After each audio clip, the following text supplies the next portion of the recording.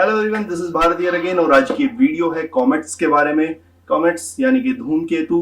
और वीडियो को बनाने का पर्पज आपको पता ही होगा कि न्यूवाइज कॉमेट जो है वो अभी फिलहाल आसमान में चमक रहा है। शाम के समय दिखाई देता है सूर्यास्त के बाद।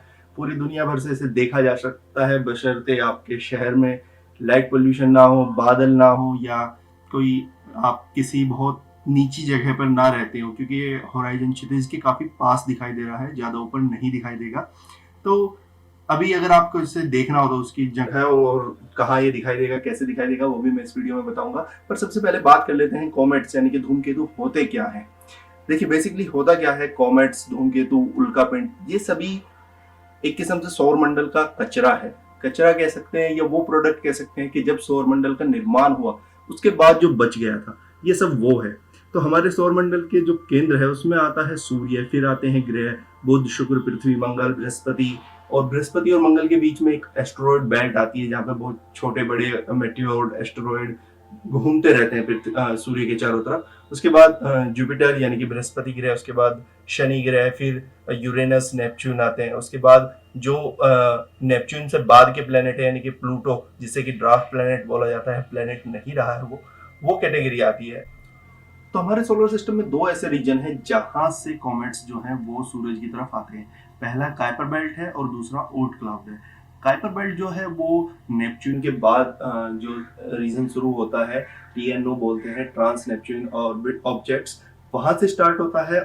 जो कॉमेट्स 200 साल के आसपास का ऑर्बिटल पीरियड रखते हैं वो काइपर बेल्ट से आते हैं, लेकिन जो हजारों साल का ऑर्बिटल पीरियड रखने वाले कॉमेट्स हैं वो ऊट क्लाउड से आता है। ऊट क्लाउड बेसिकली क्या है? ऊट क्लाउड बचा हुआ कचरा है। जब स्पेस सोलर सिस्टम का निर्माण हो रहा था उस समय बचा हुआ कचरा है जो कि सूरज से लगभग 500 AU से लेकर 5000 या 50,000 AU तक फैला हुआ है। AU आप जानते होंगे, 1 AU यानी कि 1 एस्ट्रोनॉमिकल यूनिट, वो दूरी जो पृथ्वी और सूरज के बीच की है। तो ऊट क्लाउड काफी दूर तक फैला हुआ है, ये 1 लाइट ईयर या उससे भी आगे तक फैला हुआ हो सकता है। अब आप सोच रहे होंगे कि इतनी दूर से सूरज तक ये चीजें कैसे आती हैं। तो जो सूरज है हमारे सौर मंडल में, इसकी ग्रेविटी बहुत ज्यादा है और सौर मंडल की जितनी भी चीजें हैं वो किसी ना किसी रूप में सूरज का चक्कर जरूर लगा रही है। कुछ पिंड ऐसे हैं जो बहुत दूर हैं, कुछ ऐसे हैं जो सूरज के काफी पास हैं। तो जो बहुत दूर वाले पिंड हैं वो भी किसी ना किसी रूप में सूरज का चक्कर ही लगा रहे हैं। तो एक पॉइंट ऐसा होता है कि वो सूरज के पास आते हैं और फिर दूर निकल जाते हैं। तो जो कॉमेट्स होते हैं वो अक्सर ऐसा ही करते हैं। इनका जो पीरियड होता है सूरज की चारों तरफ चक्कर लगाने का, वो 70-80 साल से लेके कई हजार साल तक का जो है वो हो सकता है। तो जैसे अभी हम बात कर रहे हैं न्यूवाइज कॉमेट की, जो रिसेंटली अभी दिखाई दे रहा है, इतना छोटा है कि जब ये पास आ पाया तभी ये दिखाई दे पाया। तो 27 मार्च 2020 को ये दिखाई दिया था। न्यूवाइज जो वर्ड है वो लिया गया है नासा के एक मिशन से। नासा का एक मिशन था वाइज नाम से, जिसका मतलब था wide field infrared survey explorer. और इस मिशन को बाद में एक्सटेंड कर दिया गया था नियर अर्थ ऑब्जेक्ट वाइज, यानी कि near earth object wide field infrared survey explorer. तो उस स्पेसक्राफ्ट से इस कॉमेट को खोजा गया था 27 मार्च 2020 को। तो इसी वजह से इसका नाम जो है वो न्यूवाइज रखा गया। लेकिन सभी कॉमेट्स का ऑर्बिटल पीरियड इतना बड़ा नहीं होता। एक काफी फेमस कॉमेट है हैली कॉमेट, हैली धूमकेतु। इसका ऑर्बिटल पीरियड 75 से 76 साल का है और ये हर 75 टू 76 ईयर्स बाद दिखाई देने लगता है। पर जो न्यूवाइज है इसका काफी बड़ा ऑर्बिटल पीरियड है, यानी कि 6800 साल का है। तो ये काफी लंबे टाइम बाद जो है वो वापस आके दिखाई देगा। तो कॉमेट्स क्या है? बेसिकली कॉमेट्स मैंने आपको बता दिया कि कहाँ से आते हैं और होते ही क्या है।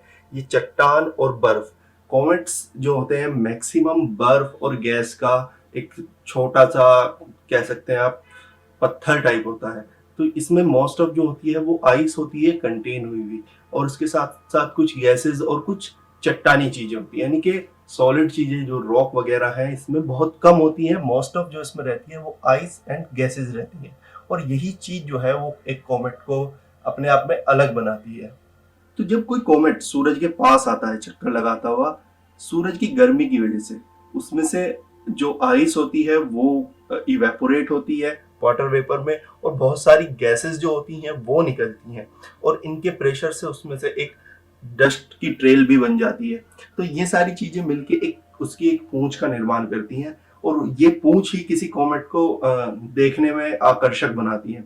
तो बेसिकली कॉमेट होता क्या है, छोटा सा कह सकते हैं आप 3, 4, 5, 10 किलोमीटर का पत्थर का टुकड़ा है, लेकिन उसकी जो पूंछ होती है वो सैकड़ों या 1000 किलोमीटर तक की भी हो सकती है। और ये बनती कैसे है, जब ये सूरज के पास आता है उसकी गर्मी से इवेपोरेट, इसीलिए हमेशा सूरज से दूर की तरफ बनती है। तो जब एक कॉमेट घूमता हुआ सूरज के पास आएगा, सूरज की गर्मी से इसके जो सरफेस होगा वो गर्म होगा और उस पर मौजूद जो आइस होगी वो इवेपोरेट होगी, वहां पर जो गैसेस होंगी वो इवेपोरेट होंगी, वो दोनों चीजें इवेपोरेट होकर जेट के रूप में बाहर की तरफ जाएंगी। क्यों? क्योंकि वहां पे कोई एटमॉस्फेयर नहीं है, उस कॉमेट के आसपास कोई ऐसी चीज नहीं है जो उस इवेपोरेट हुए वाटर वेपर को रोके, उन गैसेस को रोके। तो ये सब सीधे स्पेस में जाएंगे और स्पेस में कुछ ऐसा नहीं है, मतलब कॉमेट बहुत छोटा होता है तो उसकी कोई खास ग्रेविटी भी नहीं है, तो बहुत तेजी से दूर की तरफ उससे जाती है।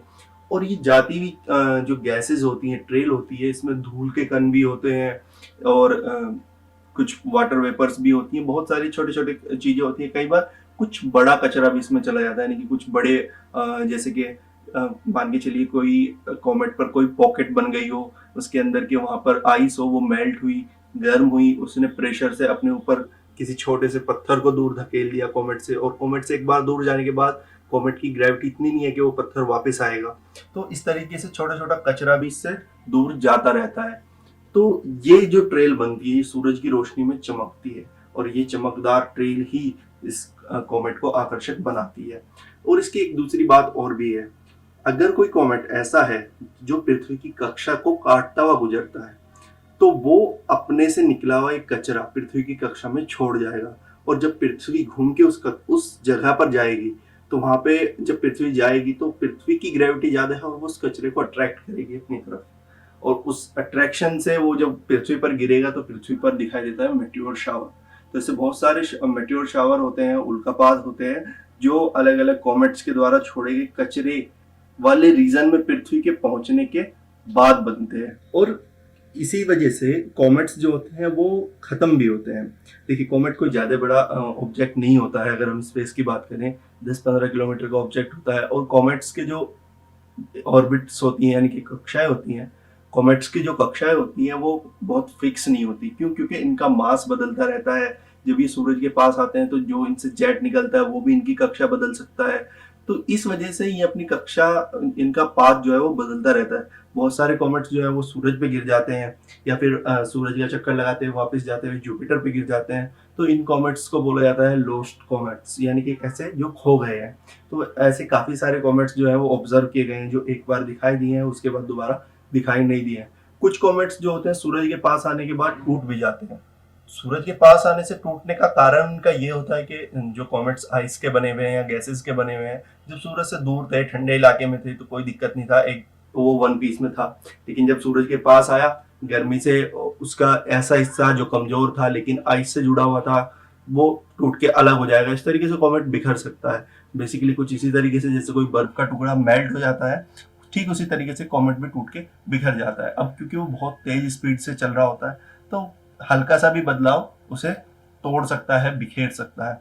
और अगर कोई कॉमेट ऐसा होता है कि पृथ्वी की कक्षा से गुजरने के दौरान वो टूट जाता है तो उससे एक बहुत जबरदस्त मेटियोर शावर भी जो है वो बन सकता है। कॉमेट्स को देखना थोड़ा रेयर होता है। क्यों? क्योंकि ये संख्या में ज्यादा हो सकते हैं लेकिन पृथ्वी के इतने पास आए और इतने बड़े हो आकार में कि दिखाई दे जाए, ऐसा जरूरी नहीं है। तो अभी न्यूवाइज कॉमेट की बात करते हैं कि कहाँ दिखाई दे रहा है और कैसे आप इसे देख सकते हैं। तो न्यूवाइज कॉमेट को देखने के लिए जो टाइम है वो है सूर्यास्त के बाद। सूर्यास्त के बाद ये लगभग 20 से 40 मिनट तक दिखाई देगा उत्तर पश्चिम दिशा में।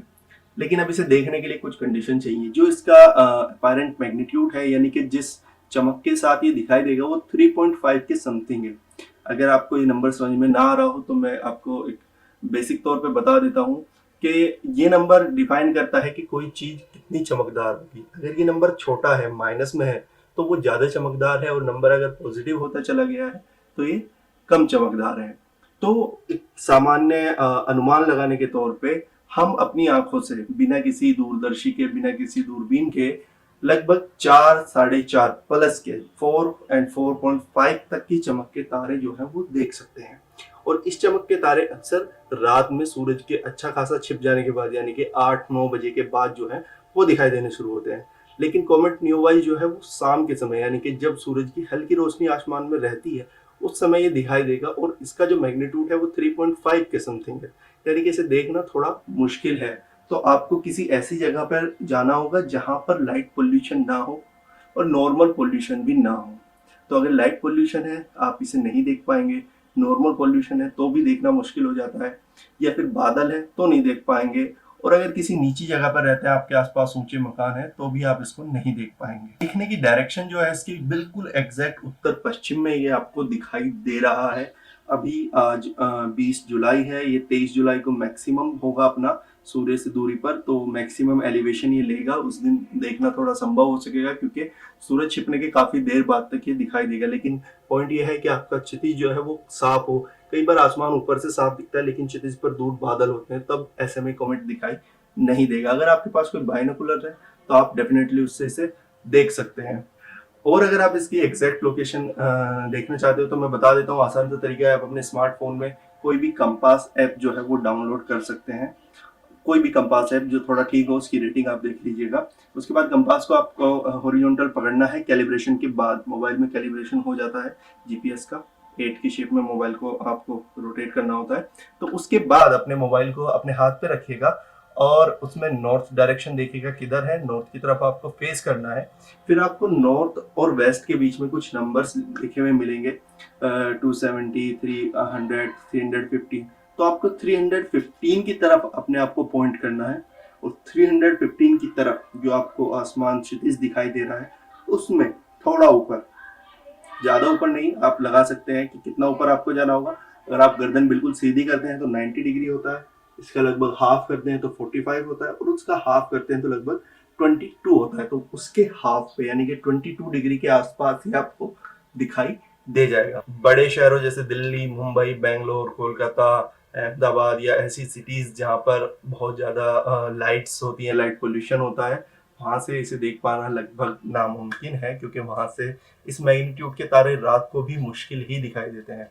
तो कॉमेट को देख पाना बहुत मुश्किल रहेगा। अगर आपको देखना है तो किसी डार्क जगह से ही आप इसे देख पाएंगे, वहां से ये अच्छे से आपको दिखाई दे जाएगा। किसी समुद्र के किनारे काफी अच्छा दिख सकता है अगर आप समुद्र के किनारे रहते हैं। वैसे इसकी काफी सारी फोटोज जो है वो इंटरनेट पर है, मैंने वीडियो के आगे स्लाइड शो में भी डाले हुए हैं, आप वहाँ पे देख सकते हैं। और अगर आपको ये दिखाई दे रहा है तो आप इसकी तस्वीर ले पा रहे हैं तो जरूर तस्वीर लें, शेयर कर सकते हैं आप मेरे साथ इंस्टाग्राम पर। होप आपको ये वीडियो अच्छी लगी होगी। और एक और चीज, अगर आपके पास टेलीस्कोप है और आप प्लैनेट्स को देखते हैं तो 2 प्लैनेट्स यानी कि जुपिटर और सैटर्न दोनों ऑपोजिशन में है, यानी कि पृथ्वी के बिल्कुल अपोजिट है। तो इस समय वो अपने ब्राइटेस्ट मोड पर है, यानी कि सबसे ज्यादा चमकदार होते हैं। ये ठीक उसी तरीके से है जैसे पूर्णिमा होती है। तो अभी फिलहाल इन दोनों ग्रहों के लिए पूर्णिमा हो रही है, ये बिल्कुल अपोजिट है, यानी कि रात को दिखाई दे रहे हैं 12 बजे सिर के बिल्कुल ऊपर आसमान में। सिर के ऊपर नहीं दिखाई दे रहे, मतलब अपनी मैक्सिमम एलिवेशन पर दिखाई दे रहे हैं। तो आप इन्हें देख सकते हैं। शनि जो है इस वक्त ऐसी पोजीशन में है कि उसके रिंग्स जो हैं, अगर आपके पास टेलीस्कोप है, बिना टेलीस्कोप के शनि के रिंग्स नहीं दिखाई देंगे। ऐसी पोजीशन में है कि अगर आप उसे देख रहे हैं तो उसके रिंग्स एकदम क्लियर दिखाई देंगे आपको। आप वो शेप देख सकते हैं। अगर आपके पास छोटा बाइनोकुलर है तो आप उसकी ओवल शेप जो है रिंग्स की वो देख सकते हैं। तो I hope you like this video. अगर आपको वीडियो पसंद आई है तो शेयर करें वीडियो को, कमेंट्स करें और चैनल को सब्सक्राइब करना ना भूलें। Thanks for watching.